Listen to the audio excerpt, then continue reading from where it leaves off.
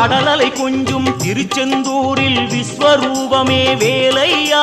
பழமுதி சோலை அறுபடை வீடும் புண்ணிய தரிசனம் முருகையா திருநீர் அணிந்து வரும் போது நெஞ்சில் நிம்மதி பிறக்குது கந்தையா முகனே சிவனார் மகனே உன்னை பாட பாட சுகமாகுதையா வேல் முருகா அரோகரா அரோகரா வேல் முருகா